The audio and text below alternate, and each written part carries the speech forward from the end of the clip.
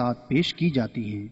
الحمدللہ رب العالمین والصلاة والسلام علی سید المرسلین، اما بعد فاعوذ باللہ من الشیطان الرجیم، بسم اللہ الرحمن الرحیم۔ الصلاة والسلام علیک یا رسول اللہ وعلی آلک واصحابک یا حبیب اللہ۔ الصلاة والسلام علیک یا نبی اللہ وعلی آلک واصحابک یا نور اللہ۔ سرکار مدینہ راحت قلب و سینہ صلی اللہ تعالی علیہ وآلہ وسلم کا فرمان عالی شان ہے، بے شک بروز قیامت تم میں میرے سب سے زیادہ نزدیک وہ شخص ہوگا جس نے دنیا میں مجھ پر کثرت سے درود پڑھا ہوگا۔ صلو علی الحبیب صلی اللہ تعالی علی محمد صلی اللہ علیہ وسلم۔ تفسیر قرآن بسلسلہ تراویح رمضان میں حاضر ہیں۔ 18ویں دن کی تراویح میں قرآن پاک کی جن آیات کی تلاوت کی جاتی ہے ان کا مختصر خلاصہ عرض کیا جائے گا۔ پہلے رکوع میں اللہ عز و جل نے سرکار دو عالم صلی اللہ تعالی علیہ وآلہ وسلم کی شان، آپ کی نسبت سے آپ کی ازواج مطہرات کی شان بیان فرمائی اور چند باتوں میں ازواج مطہرات کو تنبیہ فرمائی۔ ازواج مطہرات نے مل کر ایک مرتبہ سرکار دو عالم صلی اللہ علیہ وآلہ وسلم سے خرچے کا مطالبہ کیا تھا۔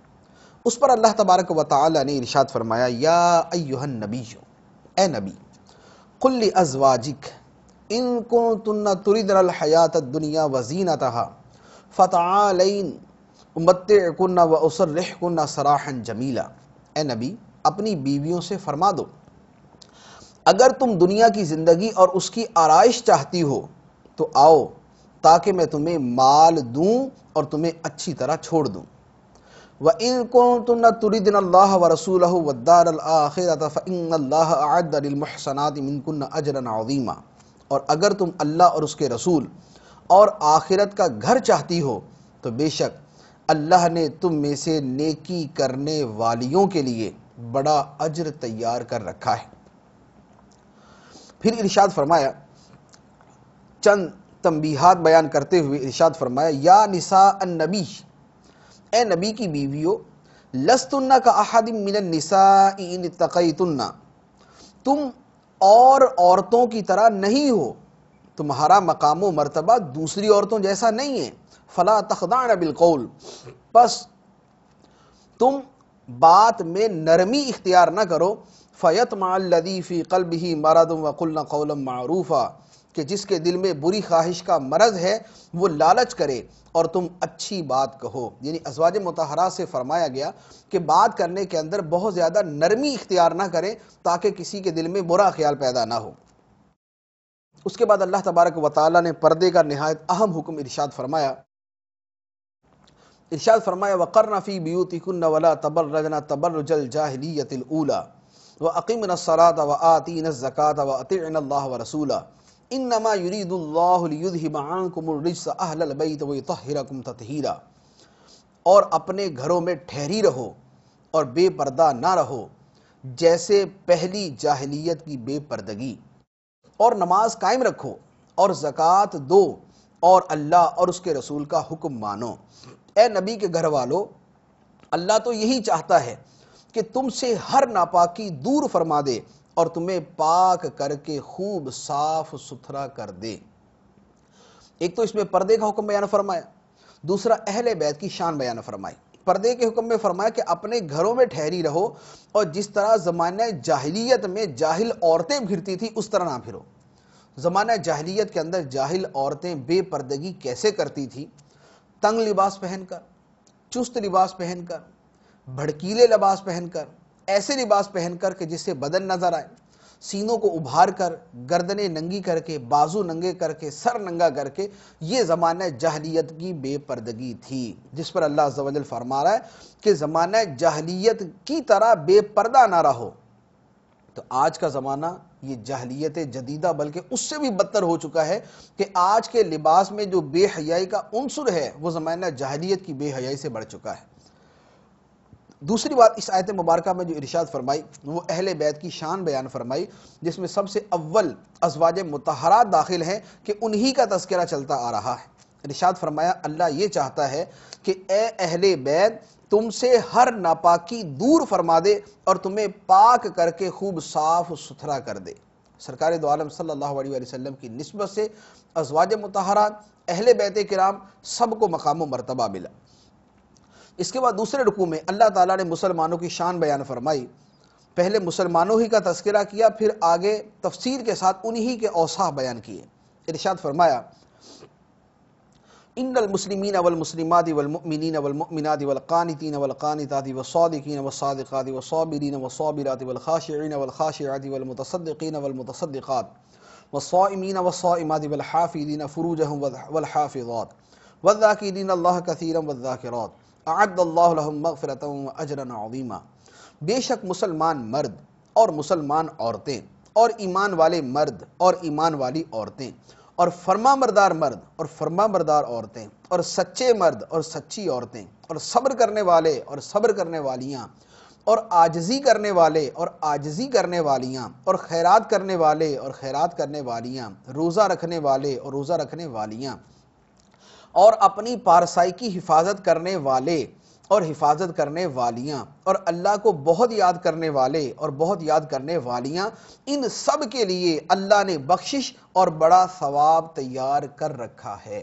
مرد اور عورت دونوں کو برابر برابر ذکر کرتے ہوئے اللہ عز و جل نے ان کے اوصاف بیان فرمائے کہ وہ فرما بردار، سچ بولنے والے، صبر کرنے والے، اللہ کی بارگاہ میں جھکنے والے، صدقہ دینے والے، روزہ رکھنے والے، اپنی پارسائی کی حفاظت کرنے والے اور خدا کو یاد کرنے والے ہوتے ہیں۔ اس کے بعد اللہ تعالیٰ نے نبی کریم صلی اللہ تعالیٰ علیہ وآلہ وسلم کے فیصلے کی عظمت کو بیان فرمایا۔ ارشاد فرمایا اور کسی مسلمان مرد اور عورت کے لیے یہ جائز نہیں کہ جب اللہ اور اس کا رسول کسی بات کا فیصلہ فرما دیں تو انہیں اپنے معاملے کا کچھ اختیار باقی رہے۔ جب اللہ اور اللہ کا رسول کسی معاملے کا فیصلہ فرما دیں اس کے بعد بندے کا اختیار ختم ہو جاتا ہے۔ اللہ تعالیٰ نے نماز فرض فرما دی، اب بندے کا اختیار ختم ہے۔ اللہ تعالیٰ نے شریعت کے احکام نافذ فرما دیے، اب بندے کا اختیار ختم ہے کہ وہ اپنی مرضی سے احکام میں کمی بیشی کرے یا ماننے اور نہ ماننے کا اختیار رکھے، بلکہ اگر وہ مسلمان ہے تو اسے بہرحال اللہ اور اللہ کے رسول کا حکم ماننا پڑے گا۔ اس کے بعد اللہ تبارک و تعالی نے سرکار دو عالم صلی اللہ تعالی علیہ وآلہ وسلم کی چند شانیں بیان فرمائی۔ نبی کریم صلی اللہ تعالی علیہ وآلہ وسلم نے حضرت زینب رضی اللہ تعالی عنہا سے نکاح کیا تھا، اور حضرت زینب نبی کریم صلی اللہ علیہ وآلہ وسلم کے منہ بولے بیٹے حضرت زید رضی اللہ تعالیٰ عنہ کی زوجہ تھی۔ حضرت زید رضی اللہ تعالیٰ عنہ کو سرکار دو عالم صلی اللہ علیہ وسلم نے اپنا بیٹا بنایا ہوا تھا، اور لوگ ان کو زید بن محمد کہہ کر پکارا کرتے تھے۔ تو پہلے جب تک ممانعت کا حکم نہیں تھا تو زید بن محمد کہتے تھے، پھر منع کر دیا گیا تو اسے روک دیا گیا۔ تو چونکہ حضرت زینب رضی اللہ تعالی عنہ یہ حضرت زید کی زوجہ تھی، حضرت زید رضی اللہ تعالیٰ نے طلاق دے دی، نبی کریم صلی اللہ علیہ وسلم نے حضرت زینب سے نکاح کر لیا۔ اس پر لوگوں نے شور مچایا، کفار نے شور مچایا کہ محمد کو دیکھو معاذ اللہ اپنے بیٹے کی بیوی سے شادی کر لی۔ اس پر اللہ تبارک و تعالی نے اس سورہ مبارکہ میں متعدد آیات نازل فرمائی، اور یہاں پر ارشاد فرمایا کہ اے محبوب جب تم اس سے فرما رہے تھے جس پر اللہ نے انعام کیا اور جس پر آپ نے انعام کیا، یعنی حضرت زید رضی اللہ تعالیٰ عنہ۔ اب اس کے بعد بات ارشاد فرمانے کے بعد فرمایا کہ فلما قضا زید منہا وطرن، جب زید اس عورت سے یعنی حضرت زینب سے اپنی حاجت پوری کر چکے، زوجناکہا، تو اے محبوب زینب کا نکاح ہم نے آپ کے ساتھ کر دیا۔ یعنی کفار جو حضور پر اعتراض کرتے تھے کہ انہوں نے اپنے بیٹے کی بیوی سے نکاح کر لیا، اللہ تعالیٰ نے اپنے محبوب صلی اللہ تعالیٰ علیہ وسلم کا دفاع کیا، قرآن کی آیات نازل فرمائی اور صراحت کے ساتھ ارشاد فرما دیا کہ جو لوگ اعتراض کرتے ہیں میرے محبوب صلی اللہ علیہ وسلم پر، ان کا اعتراض باطل ہے، زوجناکہا، ان کا نکاح ہم نے آپ کے ساتھ کیا ہے۔ حضرت زینب رضی اللہ تعالی عنہ کا نکاح ہم نے اے محبوب آپ کے ساتھ کر دیا ہے، لِكَيْ لَا يَكُونَ عَلَى الْمُؤْمِنِينَ حَرَجٌ فِي أَزْوَاجِ أَدْعِيَائِهِمْ إِذَا قَضَوْا مِنْهُنَّ وَطَرًا وَكَانَ أَمْرُ اللَّهِ مَفْعُولًا، تاکہ مسلمانوں پر ان کے منہ بولے بیٹوں کی بیویوں سے نکاح کرنے میں کچھ حرج باقی نہ رہے جب وہ ان سے اپنی حاجت پوری کر لے۔ تو جیسے اگر کسی نے کوئی بچہ گود لیا ہوا ہو، اس گود لیے ہوئے بچے نے اگر کسی سے شادی کی اور پھر طلاق کی نوبت آ گئی، تو یہ جو گود لینے والا ہے، جس کو عرف کے اندر باپ کہا جاتا ہے لیکن حقیقت میں وہ پرورش کرنے والا اور اس کا گارڈین ہوتا ہے، یہ اس عورت سے نکاح کر سکتا ہے جو منہ بولے بیٹے کی بیوی ہے۔ اس کے بعد اللہ تعالیٰ نے سرکار دو عالم صلی اللہ تعالیٰ علیہ وآلہ وسلم کی ختم نبوت کا بیان فرمایا، اور ساتھ ہی حضرت زید رضی اللہ تعالیٰ عنہ کو زید بن محمد کے نام سے کہے جانے کو منع کر دیا۔ ارشاد فرمایا ما کان محمد ابا احد من رجالکم ولکن رسول اللہ، محمد تمہارے مردوں میں سے کسی کے باپ نہیں، مردوں میں سے کسی کے باپ نہیں۔ سرکار دو عالم صلی اللہ علیہ وسلم کو جو شہزادے تھے، چھوٹے تھے اور چھوٹی عمر میں ان کا انتقال ہو گیا، مردوں میں سے کسی کے باپ نہیں، ولکن رسول اللہ، لیکن اللہ کے رسول ہیں، وخاتم النبیین، اور سب نبیوں کے آخر میں تشریف لانے والے، وکان اللہ بکل شیء علیما، اور اللہ سب کچھ جاننے والا ہے۔ تو نبی کریم صلی اللہ علیہ وسلم مردوں میں سے کسی کے باپ نہیں، لہذا زید بن محمد اب نہیں بلکہ زید کو ان کے اصل والد کے نام سے پکارا جائے گا۔ فرمایا کہ ہاں ہمارے نبی کی شان یہ ہے کہ یہ اللہ کے رسول ہیں اور سارے نبیوں میں سب سے آخر میں تشریف لانے والے۔ تو نبی کریم صلی اللہ علیہ وسلم خاتم النبیین ہیں، خاتم المرسلین ہیں، آپ کے بعد کسی بھی قسم کا کوئی ذلی بروزی ظاہری باطنی کسی قسم کا کوئی نبی تشریف نہیں لائے گا تا قیام قیامت۔ صرف حضرت عیسیٰ علیہ السلام تشریف لائیں گے جو سرکار سے حقیقت میں پہلے سے آئے ہوئے ہیں، اور جو دوبارہ تشریف لائیں گے نئے سرے سے کسی کو نبی نہیں بنایا جائے گا۔ تو جو بھی نبوت کا دعویٰ کرے نبی کریم صلی اللہ علیہ وسلم کے بعد، وہ جھوٹا ہے، کذاب ہے اور دجال ہے۔ تیسرے رکوع میں اللہ تعالیٰ نے سرکار دو عالم صلی اللہ تعالیٰ علیہ وآلہ وسلم کی شانیں بیان فرمائی ہیں۔ ارشاد فرمایا یا ایھا النبی انا ارسلناک شاہدا ومبشرا ونذیرا وداعیا الی اللہ باذنہ وسراجا منیرا، اے نبی بے شک ہم نے تمہیں ہر چیز کا مشاہدہ فرمانے والا اور خوشخبری دینے والا اور ڈر سنانے والا اور اللہ کی طرف اس کے حکم سے بلانے والا اور چمکا دینے والا آفتاب بنا کر بھیجا۔ یہ سرکار دو عالم صلی اللہ علیہ وسلم کی شان اللہ تعالیٰ خود بیان فرماتا ہے کہ حضور حاضر و ناظر ہیں، ہر چیز کا مشاہدہ فرمانے والے ہیں اور خوشخبری دینے والے ہیں، ڈر سنانے والے ہیں، اللہ کی طرف بلانے والے ہیں اور چمکا دینے والے سورج ہیں، ہدایت کے نور ہیں، چمکا دینے والے سورج ہیں۔ اس کے بعد نبی کریم صلی اللہ تعالیٰ علیہ وآلہ وسلم کے نکاح کے حوالے سے اللہ تعالیٰ نے متعدد وہ احکام عطا فرمائے جو خاص ہیں سرکار دو عالم صلی اللہ علیہ وسلم کے ساتھ۔ جیسے عام مسلمانوں کے لیے صرف یہ جائز ہے کہ ایک وقت میں 4 تک نکاح وہ کر سکتے ہیں، ایک وقت میں 4 تک نکاح کر سکتے ہیں، لیکن نبی کریم صلی اللہ تعالیٰ علیہ وآلہ وسلم کے لیے 4 سے زیادہ نکاح کرنا بھی جائز تھا۔ اللہ تعالیٰ نے ان آیات کے اندر اسی کا بیان فرمایا، اور پھر اس میں کلی اختیار نبی کریم صلی اللہ تعالیٰ علیہ وآلہ وسلم کو عطا فرمایا، جس کی تفسیر خود آیات کے اندر موجود ہے چند قیودات کے ساتھ۔ اس کے بعد چوتھے رکوع میں پھر سرکار دو عالم صلی اللہ تعالیٰ علیہ وآلہ وسلم کی بارگاہ کے آداب اللہ تبارک و تعالیٰ نے سکھائے۔ بارگاہ کے آداب کیا سکھائے؟ فرمایا یا ایھا الذین آمنوا لا تدخلوا بیوت النبی الا ان یؤذن لکم الی طعام غیر ناظرین اناء ولکن اذا دعیتم فادخلوا فاذا طعمتم فانتشروا ولا مستأنسین لحدیث ان ذلکم کان یؤذی النبی فیستحیی منکم واللہ لا یستحیی من الحق۔ ارشاد فرمایا اے ایمان والو، نبی کے گھر میں، نبی کے گھروں میں نہ حاضر ہو جب تک تمہیں کھانے وغیرہ کی طرف اجازت نہ دے دی جائے۔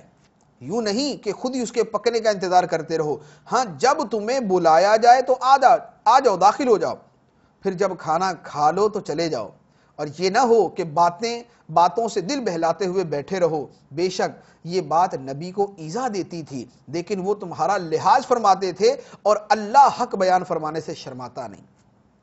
ارشاد فرمایا کہ اے ایمان والو، اے صحابہ، جب تک حضور تمہیں خود نہ بلائیں سرکار کے گھر میں داخل نہ ہو۔ اور دوسری بات فرمائی کہ یہ نہ ہو کہ کھانا پک رہا اور تم انتظار میں بیٹھے ہوئے، ایسا نہیں، کھانا پک جائے، نبی کریم صلی اللہ علیہ وسلم تمہیں طلب فرمائیں تو جانا، اور جب کھانا کھا چکو تو پھر وہاں پر بیٹھ کر آپس میں باتیں نہیں کرتے رہنا، بلکہ فرمایا کہ جب کھانا کھا چکو تو اٹھ جاؤ۔ کیوں؟ اس لیے کہ تم بیٹھے رہتے ہو اور نبی چاہتے تو ہیں کہ تم اٹھ کر چلے جاؤ، لیکن تمہارا لحاظ فرماتے ہیں تمہارا لحاظ فرما کر تمہیں کہتے نہیں ہیں کہ اٹھ کے چلے جاؤ. تو نبی تو تمہارا لحاظ فرماتے ہیں لیکن اللہ حق بیان فرمانے سے نہیں شرماتا. اللہ تمہیں حکم دیتا ہے کہ میرے نبی کی تعظیم اور ان کے آرام کی خاطر جب تم کھانا کھا چکو تو اٹھ کر چلے جایا کرو. سرکار دو عالم صلی اللہ علیہ وسلم کی بارگاہ کے اتنے آداب اللہ تبارک و تعالی ارشاد فرماتا ہے. فرمایا ان ذالکم کان یؤذی النبی، تمہاری یہ باتیں نبی کو ایذا دیتی تھی. فیستحیی منکم، لیکن وہ تمہارا لحاظ فرماتے تھے. واللہ لا یستحیی من الحق، لیکن اللہ تعالی حق بیان فرمانے میں حیا نہیں فرماتا. وہ حکم بیان فرماتا ہے کہ تم کھا کر چلے جایا کرو. اس کے بعد ایک اور حکم تا قیام قیامت اللہ تعالیٰ نے ارشاد فرما دیا. فرمایا وما کان لکم ان تؤذوا رسول اللہ، اے لوگو تمہارے لیے حلال نہیں کہ تم اللہ کے رسول کو ایذا دو، اللہ کے رسول کو تکلیف دو، تمہارے لیے حلال نہیں. ولا ان تنکحوا ازواجہ من بعدہ ابدا، اور نہ تمہارے لیے یہ حلال ہے کہ نبی کے بعد ان کی بیویوں سے نکاح کرو. نبی کے بعد ان کی بیویوں سے نکاح کرنا اللہ تعالیٰ نے تا قیام قیامت حرام فرما دیا سرکار دو عالم صلی اللہ تعالیٰ علیہ وآلہ وسلم کی عظمت و شان کی خاطر. اس کے بعد اللہ تعالیٰ نے مشہور آیت مبارکہ آیت درود بیان فرمائی. ان اللہ وملائکتہ یصلون علی النبی یا ایہا الذین آمنوا صلوا علیہ وسلموا تسلیما، بے شک اللہ اور اس کے فرشتے نبی پر درود بھیجتے ہیں.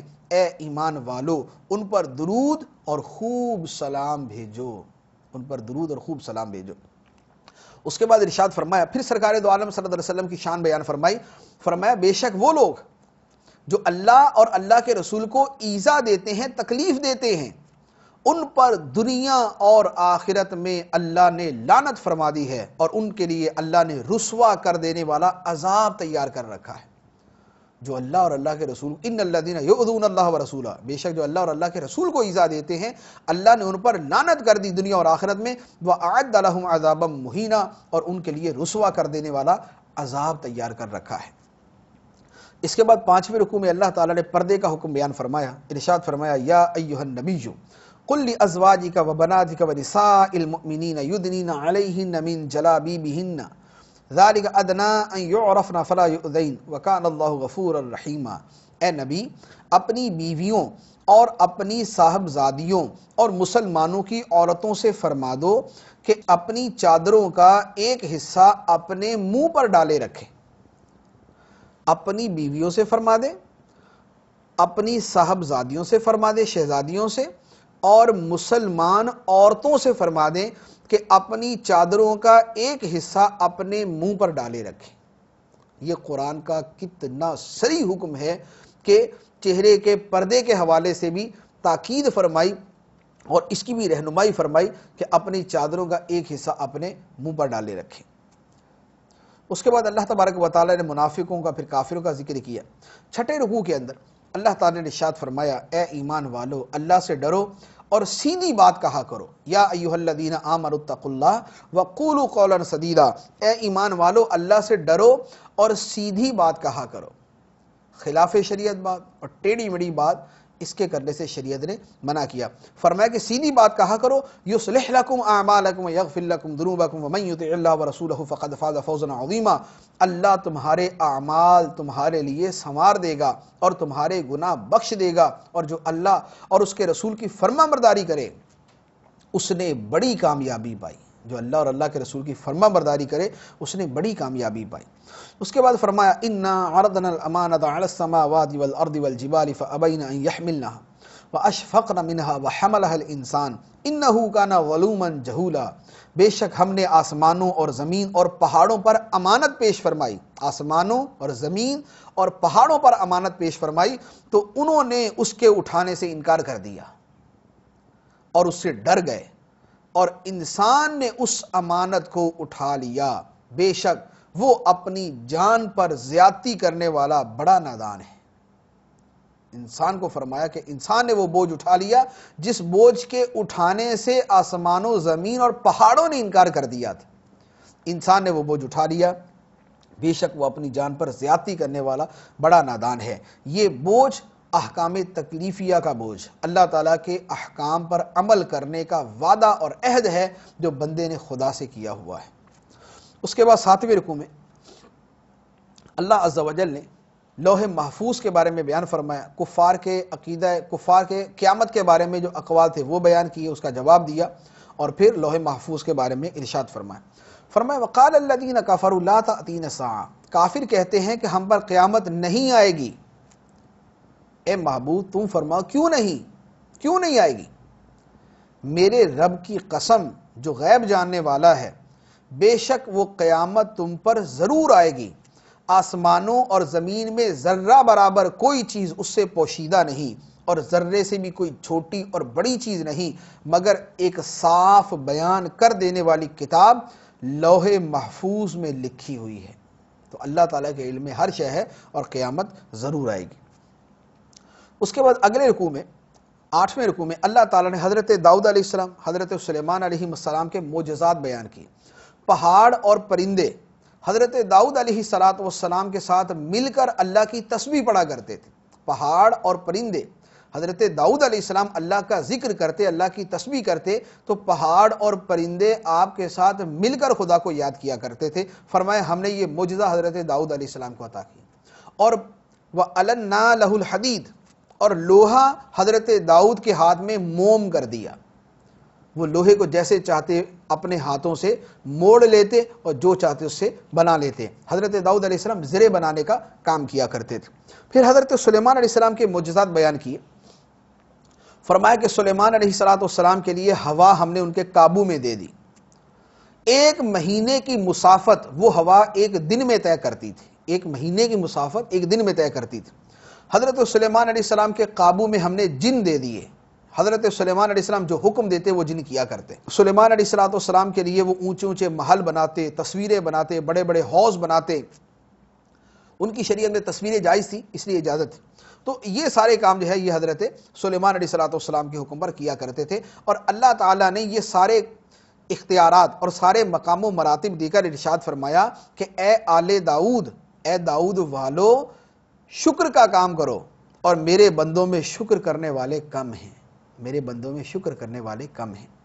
پھر اس کے بعد اللہ تعالیٰ نے قوم سبا کا، اس سے پہلے حضرت سلیمان علیہ السلام کے وصال کا تذکرہ کیا، اس کے بعد قوم سبا کا تذکرہ کیا کہ یمن کی قوم سبا، اللہ تعالیٰ نے ان کو 2 باغ دیے، بڑے پھلوں سے لدے ہوئے، بڑی نعمتیں، بڑے زرخیز، بڑے ہریالے، خوشحال، ہر اعتبار سے شاندار۔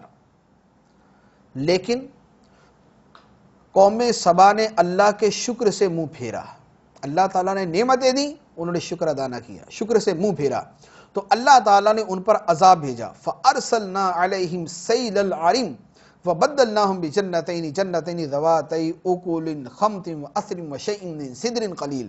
فرمایا تو ہم نے ان پر زور کا سیلاب بھیجا، اور ان کے باغوں کے عوض 2 باغ انہیں دیے جو کڑوے پھل والے، جھاؤ والے اور تھوڑی سی بیریوں والے تھے۔ وہ جو اچھے باغات تھے وہ اجاڑ دیے، تباہ کر دیے، اور اس کے بدلے میں ان کو کڑوے پھلوں والے 2 باغ دے دیے۔ فرمایا کہ یہ کیوں ہوا؟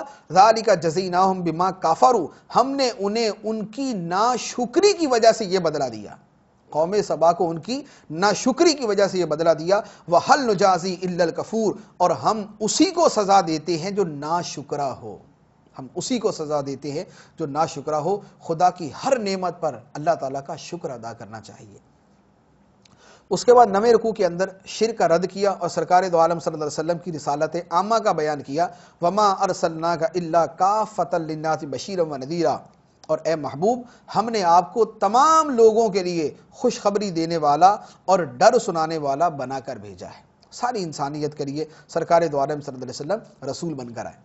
10ویں رکوع کے اندر اللہ تعالیٰ نے مالداروں کا تذکرہ کیا، ارشاد فرمایا کہ ہم نے جب بھی کسی شہر میں کوئی ڈر سنانے والا بھیجا، جب بھی کوئی رسول کسی قوم میں بھیجا، تو اس قوم کے جو خوشحال مالدار لوگ تھے انہوں نے کہا کہ بھی ہم تو آپ کے منکر ہیں۔ مالداروں نے کہا ہم تو آپ کے منکر ہیں، اللہ نے ہمیں اتنا مال دیا، اتنی اولاد عطا فرمائی، عذاب بھی نہیں دے گا۔ مالدار یہ کہتے تھے مال ہمیں ملا، اولاد ہمیں ملی، عذاب نہیں ملے گا ہمیں۔ اللہ تعالیٰ نے فرمایا کہ اے محبوب تم فرماؤ بے شک میرا رب رزق جس کے لیے چاہتا ہے بڑھا دیتا ہے اور جس کے لیے چاہتا ہے تنگ کر دیتا ہے. یعنی فرمایا کہ مالداروں، یہ رزق کا بڑھ جانا اور کم ہو جانا یہ تو اللہ کے کرم، اللہ تعالیٰ کے کرنے سے ہے، اللہ تعالیٰ کی مشیت سے ہے. مال کے بڑھ جانے پر نہ اتراؤ، مال کے بڑھ جانے پر نہ اتراؤ کہ مال ہمارا زیادہ ہے تو ہم عذاب سے بچ جائیں گے، ایسی کوئی بات نہیں ہے. اللہ تعالیٰ فرماتا ہے وَمَا أَمْوَالُكُمْ وَلَا أَوْلَادُكُمْ بِالَّتِي تُقَرِّبُكُمْ عِنْدَنَا زُلْفَىٰ إِلَّا مَنْ آمَنَ وَعَمِلَ صَالِحًا فَأُولَٰئِكَ لَهُمْ جَزَاءُ الضِّعْفِ بِمَا عَمِلُوا وَهُمْ فِي الْغُرُفَاتِ آمِنُونَ. فرمایا تمہارے مال اور تمہاری اولاد اس قابل نہیں کہ تمہیں ہمارے قریب کر دے. اے لوگو، تمہارے مال اور تمہاری اولاد اس قابل نہیں کہ تمہیں ہمارے قریب کر دیں، مگر جو ایمان لایا، جس نے اچھے کام کیے وہ ہمارے قریب ہے. جو ایمان لایا اور اچھے کام کرنے والا ہے وہ ہمارے قریب ہے. ان لوگوں کے لیے جو اچھے کام کرنے والے، ان لوگوں کے لیے ان کے اعمال کے بدلے کئی گنا اجر ہے، کئی گنا جزا ہے، اور وہ جنت کے بالا خانوں میں امن و چین سے رہ رہے ہوں گے. تو یہ مال و دولت پر ناز کرنے کی بات نہیں ہے. غریب آدمی ہے، 2 وقت کی روٹی اس کو میسر نہیں، بڑی تنگی کے ساتھ گزارا، پھٹے پرانے کپڑے پہنے ہوئے، غریب و تنگ دست ہے، بے حال ہے، لیکن سچا ایمان والا ہے، نیک کام کرنے والا ہے، نمازی ہے، پرہیزگار ہے، خوف خدا رکھنے والا ہے، خدا کی بارگاہ میں یہ مقبول ہے. اور وہ اربوں کھربوں پتی آدمی کہ جس کی مال و دولت کی انتہا کوئی نہ ہو، وہ خدا کی بارگاہ میں مقبول نہیں. تو دار و مدار ایمان اور اچھے کاموں پر ہے، نیک اعمال پر ہے، مال پر اور اولاد پر نہیں. اس کے بعد 12ویں رکوع میں سرکار دو عالم صلی اللہ علیہ وسلم کی شان بیان فرمائی. فرمایا کہ اے محبوب تم فرماؤ، اے لوگو میں تمہیں ایک نصیحت کرتا ہوں، تم اللہ کے لیے کھڑے رہو، 2 ہو کر، اکیلے اکیلے تم کھڑے ہو جاؤ، پھر تم غور کرو تو تمہیں پتا چل جائے گا کہ تمہارے ساتھی یعنی محمد صلی اللہ علیہ وسلم میں جنون کی کوئی بات نہیں. کفار معاذ اللہ یہ اعتراض کرتے تھے کہ معاذ اللہ سرکار دو عالم صلی اللہ علیہ وسلم مجنون ہیں.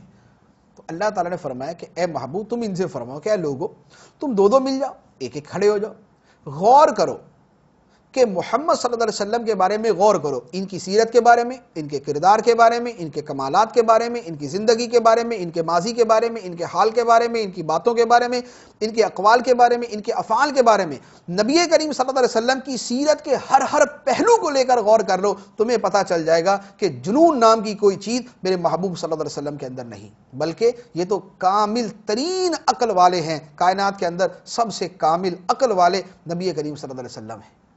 تو یہ سرکار دو عالم صلی اللہ علیہ وسلم کی حیات طیبہ کو پورا کھول کر بیان کر دیا کہ جس پہلو پر غور کر لو تم یہی کہو گے یہ کامل عقل والے ہیں. جنون نام کی کوئی شے یہاں پر نہیں پائی جاتی، بلکہ آپ کا انکار کرنے والے مجنون. 13ویں رکوع کے اندر سورہ فاطر شروع ہوتی ہے. اللہ تعالیٰ نے فرشتوں کے بارے میں فرمایا کہ فرشتوں کے پر ہوتے ہیں. فرمایا الحمدللہ فاطر السماوات والارض جاعل الملائکۃ رسلا اولی اجنحۃ مثنی وثلاث ورباع یزید فی الخلق ما یشاء ان اللہ علی کل شیء قدیر. تمام تعریفیں اللہ کے لیے ہیں جو آسمانوں اور زمین کا بنانے والا ہے، فرشتوں کو رسول بنانے والا ہے، جن کے 2 3 4 پر ہیں، 2 3 4 پر ہیں. پیدائش میں جو چاہتا ہے بڑھا دیتا ہے، بے شک اللہ ہر چیز پر قادر ہے. تو فرشتوں کے پر ہوتے ہیں، 2 4 زیادہ بھی ہوتے ہیں. حضرت جبرائیل امین علیہ السلام کے 600 پر ہیں، 600 پر ہیں حضرت جبرائیل امین علیہ السلام کے، اور ان اتنے بڑے پر ہیں کہ ان میں 2 پر اگر کھل جائیں تو زمین و آسمان اس میں چھپ جائیں، آفاق اس میں چھپ جائیں حضرت جبرائیل علیہ السلام کے 2 پروں کے اندر. یہ اللہ تعالیٰ کے ایک بندے کی شان ہے، تو جس کے بندوں کی شان ہے اس خدا کی شان کیا ہوگی. اللہ تعالیٰ کی قدرت کتنی عظیم ہے. اس کے بعد اللہ تعالیٰ تمام لوگوں کو مخاطب کر کے فرماتا ہے یا ایھا الناس، اے لوگو ان وعد اللہ حق، بے شک اللہ کا وعدہ سچا ہے. فلا تغرنکم الحیات الدنیا ولا یغرنکم باللہ الغرور، تو ہرگز دنیا کی زندگی تمہیں دھوکہ نہ دے، اور ہرگز وہ بڑا فریبی شیطان تمہیں اللہ کے بارے میں فریب نہ دے. دنیا کی زندگی تمہیں دھوکہ نہ دے، اور ہرگز وہ بڑا فریبی یعنی شیطان تمہیں اللہ کے بارے میں فریب نہ دے. بے شک شیطان تمہارا دشمن ہے تو تم بھی اس کو دشمن سمجھو. تو وہ اپنے گروہ کو اسی لیے بلاتا ہے تاکہ وہ گروہ والے بھی دوزخیوں میں سے ہو جائیں. کتنی صراحت، کتنی وضاحت، کتنی تفصیل کے ساتھ بیان کر دیا کہ اللہ کا وعدہ سچا ہے، دنیا کی زندگی تمہیں دھوکہ نہ دے، اور دھوکہ دینے والا بڑا فریبی شیطان وہ تمہیں اللہ کے بارے میں دھوکہ نہ دے، وہ تمہارا دشمن ہے، فاتخذوہ عدوا، تم بھی اس کو دشمن سمجھو۔ اس سے بڑھ کے اور کیا تفصیل اور صراحت کے ساتھ بیان ہو سکتا ہے؟ اللہ تعالی ہمیں عمل کی توفیق عطا فرمائے۔ 14ویں رکوع کے اندر اللہ تعالیٰ نے ارشاد فرمایا من کانا یرید العزت فللہ العزت جمیعا، جو عزت کا طلبگار ہو تو جان لے کہ تمام عزتیں اللہ کی ملک میں ہیں۔ لوگوں سے عزت طلب نہ کرو، تمام عزتوں کا مالک اللہ ہے، اسی کی طرف پاکیزہ کلام بلند ہوتا ہے اور نیک عمل کو وہ اپنی بارگاہ کی طرف بلند کرتا ہے، اور وہ لوگ جو برے مکر و فریب کرتے ہیں ان کے لیے سخت عذاب ہے اور ان کا مکر و فریب برباد ہوگا۔ اس کے بعد اللہ تعالیٰ نے اپنی قدرت، انسان کی تخلیق، سمندروں کے اندر خدا کی قدرت، سمندروں میں خدا کی نعمتیں، سورج چاند دن رات، یہ ساری نعمتیں اپنے احسان کے طور پر بیان فرمائیں۔ 15ویں رکوع میں اللہ تعالیٰ فرماتا ہے یا ایھا الناس انتم الفقراء الی اللہ، اے لوگو تم سب اللہ کے محتاج ہو، اے لوگو تم سب اللہ کے محتاج ہو، واللہ هو الغنی الحمید، اور وہ اللہ بے نیاز ہے، تمام خوبیوں والا ہے۔ ان یشاء یذھبکم یأتی بخلق جدید، اگر وہ چاہے تو وہ تمہیں دنیا سے لے جائے اور نئی مخلوق لے آئے، وما ذلک علی اللہ بعزیز، اور یہ اللہ پر کچھ دشوار نہیں، تم سب کو لے جائے، فنا کر دے اور دوسری مخلوق کو لے آئے، نئی مخلوق لے آئے، اور یہ اللہ پر کوئی دشوار نہیں۔ تو تمہیں اللہ تعالیٰ نے مہلت دی ہے، تم اس مہلت سے فائدہ اٹھا لو۔ اس کے بعد اللہ تبارک و تعالیٰ نے 16ویں رکوع میں ارشاد فرمایا بے شک وہ لوگ جو اللہ کی کتاب کی تلاوت کرتے ہیں، نماز قائم رکھتے ہیں، ہمارے دیے ہوئے رزق میں سے پوشیدہ اور اعلانیہ کچھ ہماری راہ میں خرچ کرتے ہیں، وہ ایسی تجارت کے امیدوار ہیں جو ہرگز تباہ نہ ہوگی۔